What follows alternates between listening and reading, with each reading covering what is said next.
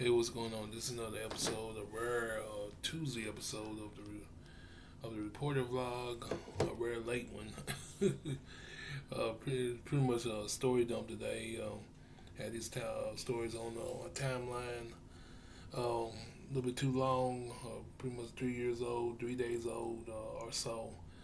But gonna just dump them off. So it's pretty much just a story dump today, with the first one being uh, presidential fitness tests returned to schools under Trump's orders. Yes, your kids are going to have to get in shape, according to Trump, which is boggles the mind. This whole situation right here. But let us read the story and to put a safety net on this story, this old story. Um,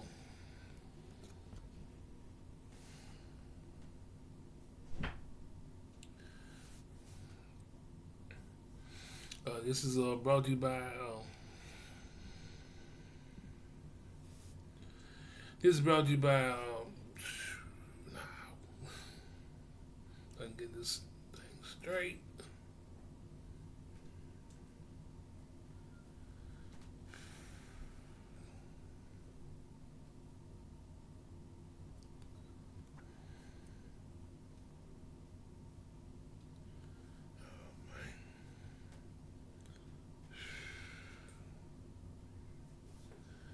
Just a minute. Just a minute.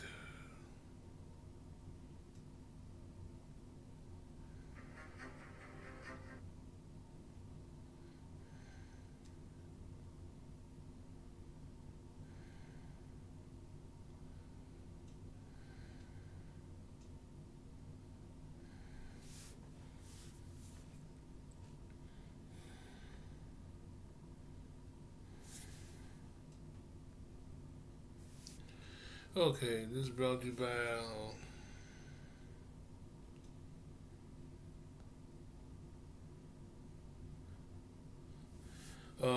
WTHR, Channel 13. Uh, to give my credits, with the author being Michelle L. Price from Associated Press. This was published 3:44 p.m. on July 31st, 2025, and it was updated at 6:45 a.m. on August 1st, 2025.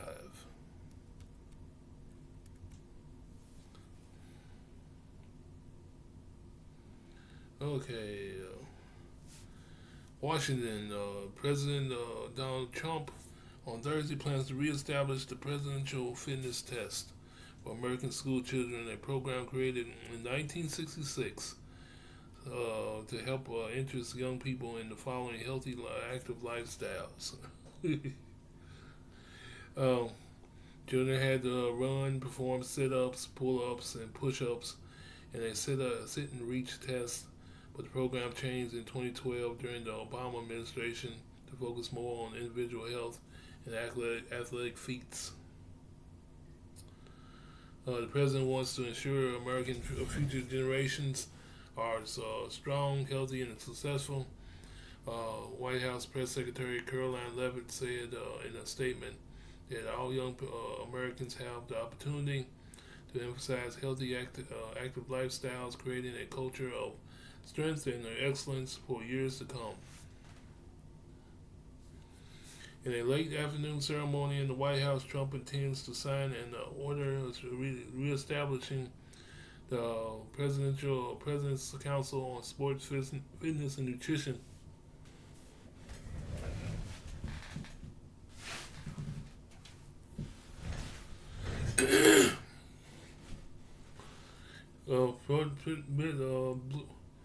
uh, Sports, Fitness, and Nutrition, as well as fitness tests to be administered by his Health Secretary Robert F. Kennedy Jr. Council also will develop criteria for a Presidential Fitness Award. In 2012, the assessment evolved into the Youth Fitness Program, which the government said moved away from recognizing athletic performance to providing a barometer on student health. Then First Lady Michelle Obama also promoted the Let's Move initiative focused on reducing childhood obesity through diet and exercise, reinvigorating the Sports Council and the fitness test fits Trump's focus on athletics. The Republican president played baseball in high school and plays golf almost every weekend. Much of the domestic travel he has done this year that is not related to weekend golf games at his clubs in Florida, New Jersey, and Virginia was built around attending sporting events, including the Super Bowl, Daytona 500, and UFC matches.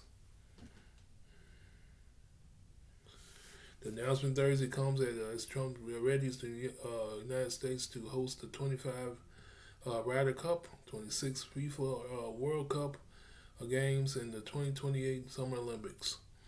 The youth fitness test, according to the Health and Human Services Department website, last updated in 2023, but still online Thursday, minimizes comparison between children and instead supports students as they pursue personal fitness goals for lifelong health. Expected to join Trump at the event and are several prominent athletes, including some who have faced controversy. They include Trump friend and pro golfer Bryson DeChambeau, Kansas City chief kicker Harrison Butker, Swedish golfer Annika Sorensson, WWE chief continent officer Paul Triple H Leverix, the son-in-law of Trump's education secretary Linda McMahon, and former New York Giant linebacker Lawrence Taylor, a registered sex offender. Oh boy.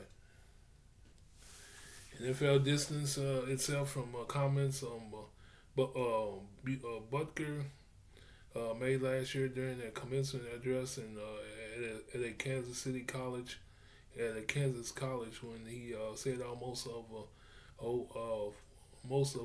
the women receiving degrees were probably more excited about getting married and having children than entering the workforce. That some Catholic leaders were pushing dangerous gender ideologies into the youth of America. Butker and also assailed Pride Month and railed against Democratic President Joe Biden's stance on abortion.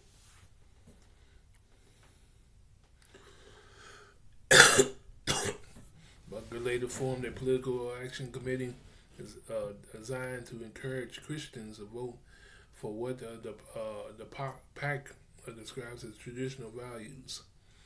Sorstam faced backlash for accepting the Presidential Medal of Freedom from Trump in February 7th of 2021, the day after rioters spurred by Trump's false claims about his election loss to Biden, stormed the Capitol in Washington.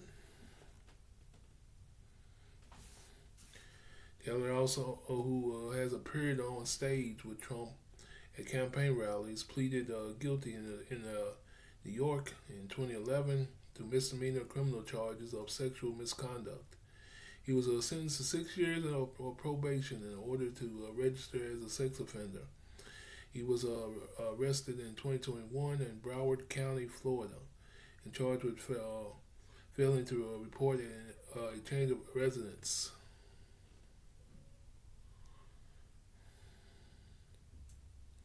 As a sex offender, he later pleaded no contest to an amendment charge and was ordered to pay $261 in court fees.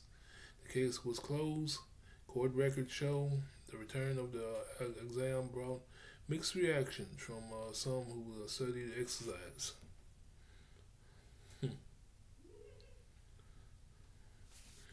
Trump is putting welcome focus on physical activity, but the test alone won't make America's children healthier, said Laura Richardson, a kinesiology professor at the University of Michigan. The exam is only a starting point that should be paired with lessons to help all students improve. She said, "It's not just you get a score and you're doomed," said Richardson, whose teaching focused on obesity. But you get a score and you can figure out a program that really helps the improvement. Associated Press writer Jeff Martin in Atlanta, Colin Binkley in Washington, and John Worrell in Buffalo, New York contributed to this report. So basically,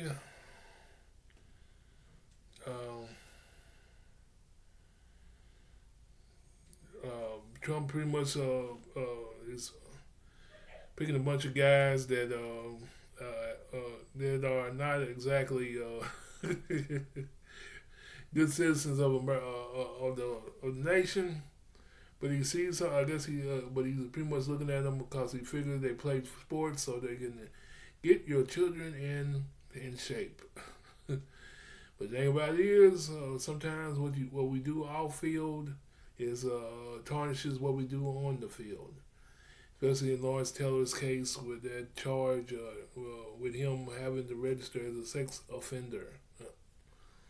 But that's one of the many lunatic things that he started. Even though this has a nice ring to it, as far as getting kids in shape, but it's already been done by Michelle Obama, but except her program goes deeper than this. This is pretty much just a dug up old dinosaur program from 1966, and he's trying to make it alive right in the present day. That's what it's always doing. That's always doing. Yeah, but it's kind of walking a hypocritical moment, seeing he ain't exactly looking at him. He ain't exactly in shape himself. Despite him playing baseball in high school and among other things, golf. but you gotta do more than this. But that was high school, in other words. But you gotta do more than just play golf if you want to send a message to the kids as far as living a healthy lifestyle. But had to do it. We're gonna keep it moving because it's a story dump day anyway. Let's keep it moving.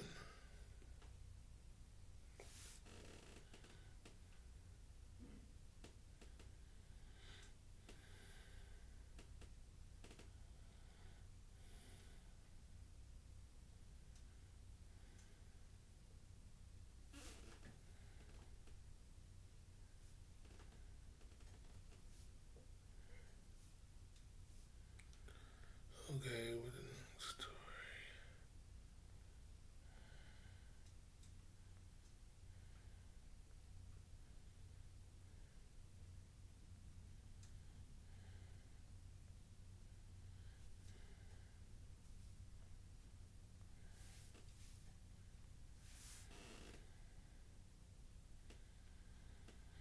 Okay, next story is brought to you by the Courier Journal. They're on the top 5 floods that have pretty much a walk down memory lane. Pretty much the top 5 floods that ever have hit Kentucky all time. All time. Let's get right into it. Look like an interesting story.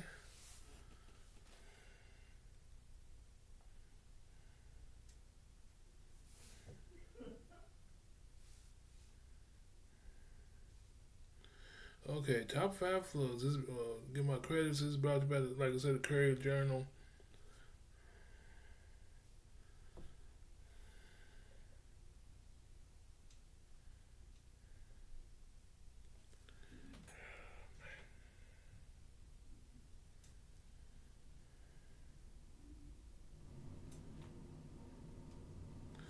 Okay, like I said, here's the top five floods that have hit Kentucky over the years. Brought to you by the Courier Journal, with the publisher being Jason Gonzalez. The publisher being Jason Gonzalez of the Louisville Courier Journal. It's published August 1st, 2022, updated August 3rd, 2022 at 10:55 a.m. 10:55 a.m. At least 37 people have died following the catastrophic flood at inundated eastern Kentucky late this week. Governor Andy Beshear said that in a Saturday update that crews have rescued over 400 people so far and continue to search for an unknown number of others in Knott County.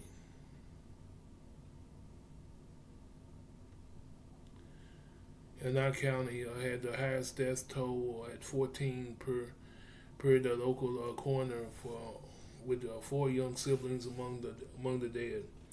Courier Journal previously reported it's going to get a lot higher. Beshear said Friday, additional deaths. There are going to be multiple families that we've lost, kids that won't get the opportunity to grow up and experience much of that we have.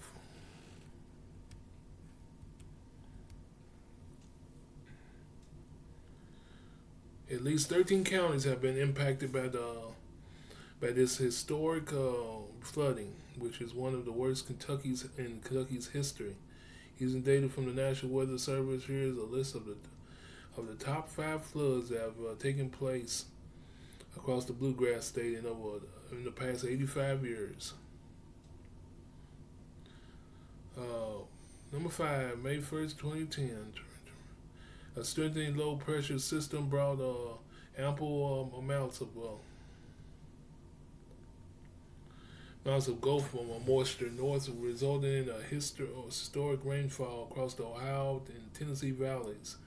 Although flooding was worse in Tennessee, parts of southern Kentucky saw 8 to 10 inches of rain in Bowling Green and Marlboro, Bradfordsville, Richmond, and Albany all set records for rain over the course of 2 days, according to the National Weather Service. Almost all streams and rivers in southern Indiana and central Kentucky experienced some sort of flooding in the Green River at Rochester. Stayed above flood state for over 2 weeks following the historic rain. There was 5 fatalities in central Kentucky. Overall damage was exceeded more than $30 million. Great winter flood of December of 1978. Massive winter flood that struck Frankfort in December of 1978 was the worst the state capital had seen. According to the National Weather Service, the Kentucky River crested at about 48.74 feet, a foot across the crest of the Great Flood of 1937. More than half of downtown Frankfort was flooded, forcing around 1,000 people to flee their homes. In addition to the Kentucky River, the Salt River, and Shepherdville South Fork Licking River in Indiana, Rolling Fork in Boston, and Green River in Munfordville all had record flooding. 5 people were killed, and damage was exceeded 50 million. Number 3, the flood of 97. Historic amounts of rain fell on central Kentucky and southern in March of 1997 as thunderstorms and large areas of heavy rain moved over the areas. Copious rainfall were recorded, according to the National Weather Service. The deluge resulted in record flooding along smaller rivers, streams, and some of the worst flooding along the Ohio River since at least 1964, and in some places since the Great Flood of 1937.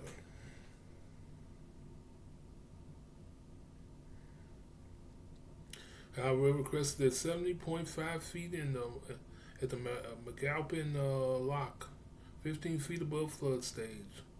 Barge traffic was halted at the Ohio River when the lock flooded in the Louisville metro area. About 200 million in damage was attributed to the flood, with 50,000 dwellings affected. Interstate 64 and 65 were closed. 92 counties in Kentucky and 14 in southern Indiana were declared disaster areas.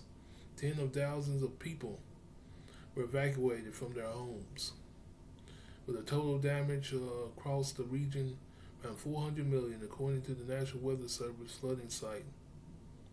19 people died, of course. Those 9 died trying to cross the flooded roadways.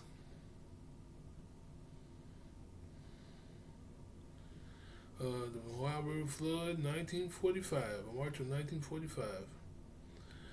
March of 45 saw the Ohio River reach a peak state of 74.4, about 11 feet lower than the 1937 flood that ravaged the city of Louisville just 8 years earlier.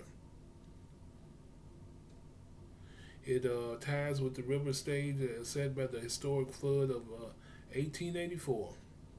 According to the National Weather Service, on March 5th, the Ohio River flowed over a man-made dike and caused almost 50,000 Louisville area residents to evacuate. Total flood damage is estimated to be in around 2.6 million, according to the National Weather Service. Majority of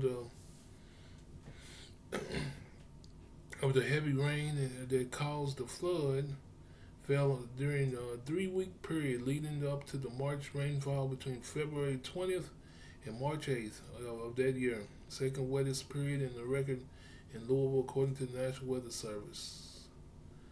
And number 1 is still champ, the Great Flood of 1937. According to the National Weather Service, the Ohio River Great Flood of January of 1937 surpassed all prior floods during the previous 175 years of modern occupancy of the Ohio River Valley.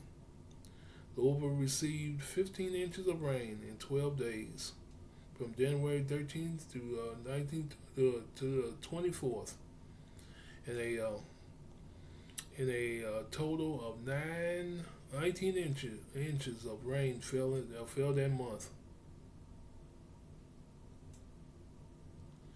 Nearly 70% of Louisville was submerged, forcing 175,000 residents to flee the area, and about 90% of Jeffersonville, Indiana, was flooded, with 13,000 residents forced to flee. Damage estimated in 1937 dollars are around 250 million. Much is more than 3.3 billion in today's dollars, according to the National Weather Service. In Louisville, the record crest of the 1937 flood on the Ohio River was 85.4 feet at McAlpin Lock. According to the data from the National Weather Service, the flood stage is 55 feet.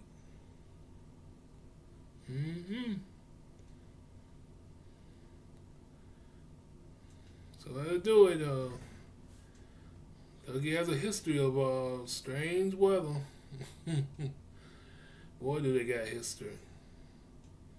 Like I said, one of my friends last night, I'm surprised no animals wasn't swimming in that water, making things a lot more dangerous.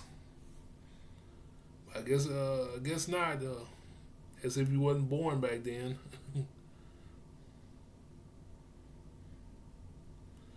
But it's a good read right here. Yeah, I guess I'll keep it on my timeline a little longer.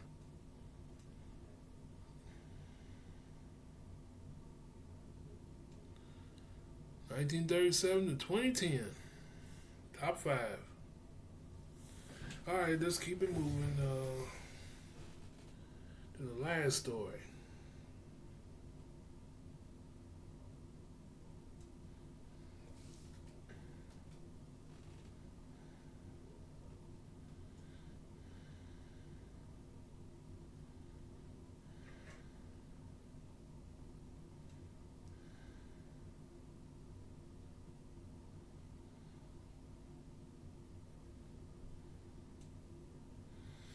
Okay, President Donald Trump seriously considering a Diddy pardon ahead of trial sentencing.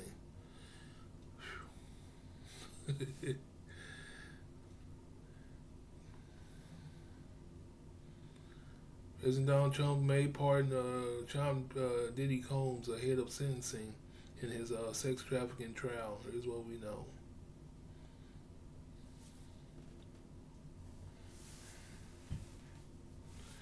It's brought to you by Vibe, by with the publisher being Maya Abraham, published July 30th, 2025 at 11:22 a.m. 11:22 a.m. Following Sean Diddy Combs' federal trial for racketeering, sex trafficking, and prostitution, in his conviction in the latter charge, he may walk away from it all if President Trump has his way. According to Deadline, Trump seriously considering giving Combs a full presidential pardon ahead of his sentencing later this year. For months, Trump has entertained pardoning Diddy, and several of his associates have been nudging the idea, as well as with the insiders confirming to the outlet that this thought is more than just another Trump weave to an actionable event. However, nothing has been confirmed. Combs' requests to be released from Brooklyn's Metropolitan Detention Center have been denied numerous times, along with the $50 million bond. His legal team filed a motion more this week, which detailed restrictions on Combs' travel and who he interacts with.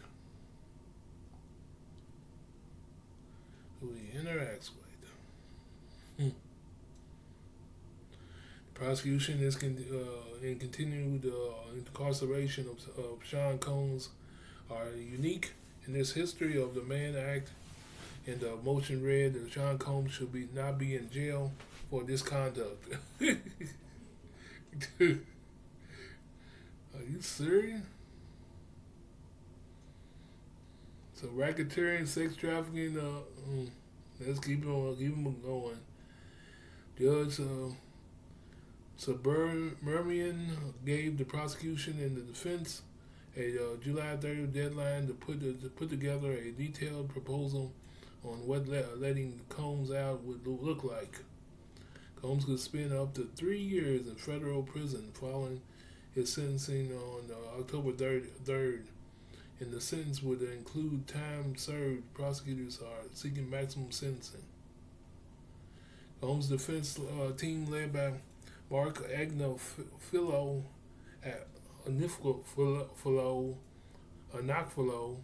and Tenny Garago, had no comment on the rumored pardon, and White House officials said in a statement that the White House would not comment on the existence or non-existence of the clemency request. When the mixed verdict came in from Combs' trial, Trump spoke on a potential pardon, and said he certainly look at the facts. If I think somebody was mistreated, whether they like me or I don't like them. If he pardons this guy, he's done. He is done. I can't offer no more on this commentary on this story, but like I said, if he pardons this guy, he is done. Man. Despite him being a felon himself. A guy that is a racketeer, sex trafficking, and prostitution. And you think about pardoning him? My goodness. Like I said, if he goes through with this, it's game over. It's game over. MAGA is done, cause you will have to be awfully sick fan to go still support this guy that's gonna let this thing about letting another nut off. But that's all I got on this one. I can't offer no more on this last story. Uh, this is a story dump anyway.